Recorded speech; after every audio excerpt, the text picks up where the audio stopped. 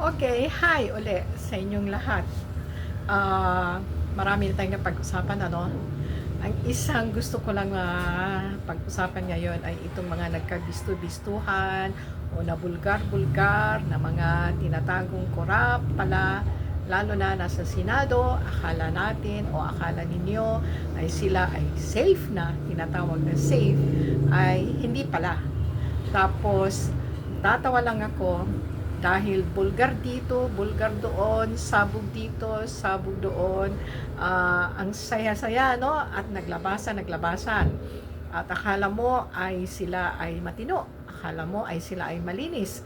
Pero nasama sa mga binubulgar na na binabanggit ng mga nagbibisto sa kanila na may alam na sila pala ay kasama. At pag nakikita ko, nababasa ko, magkakasunod-sunod dito sa sabog dito, sabog doon. Pagkatapos, matatawa ako dahil sa susunod, ang makikita ko, kaso. Halimbawa lang, akala ni Jinggoy, siya ay safe. Nag-interview pa siya kay Diskaya, no? Parang dami nga nag-comments, nagmamalinis o ano. Tapos ay para siyang correct. Correct nga naman siguro. Pero ang dami nga nagkomento o nag-criticize dahil siya rin ay galing sa kulungan. Siya rin ay may ganong kaso. Tapos ngayon, siya ay nag-interview ng ganon. Tapos, sumunod na araw, siya naman ang sumabog, siya naman ang binuko or binuking. Pagkatapos, kinabukasan, nakikita ko, natatawa na lang ako dahil ang sabi niya, kakasuhan ko sila, kakasuhan. So, ganyan ang mga nangyayari ngayon, ano? Bubuking, tapos kakaso. Biro mo sila pa ang magkakaso. Samantalang sa ibang bansa, pag ikaw ay nabisto na, pag ikaw ay nalaman na, magre-resign ka na or mahihiya ka na. Pero sa ating bansa ay wala talagang kahihiyan. Tinatawag na makapal ang mukha. Saan ka makita ng ganyan? Kaya ganyan lumala ang ating bansa. Corruption. Walang kahihiyan. Sila pa magkakaso, biro mo yan.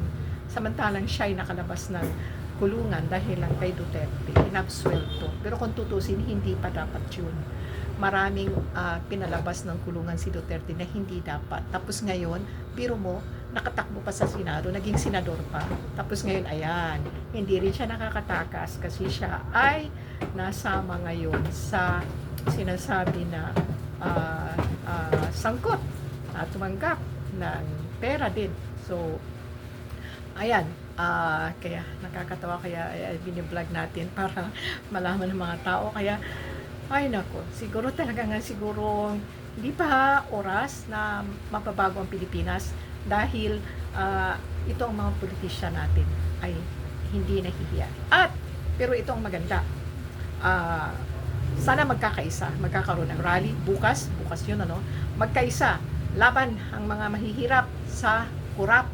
Ipakita ang ating galit na ang ating pera ay kinukurap nila. Pera natin lahat yan. So, wag tayong pumayag. Sinabi ko na sa mga dati kong sinabing vlog, wag tayong pumayag. Hindi tayo dapat na manahimik lang. Wag tayong pumayag ay magsalita, lumaban para sa ating karapatan. Pag mga kawatan o magnanakaw ay ating supilin. Wag na nating hayaan o pabayaan para hindi sila umaabuso. Yun lang. Maraming salamat po.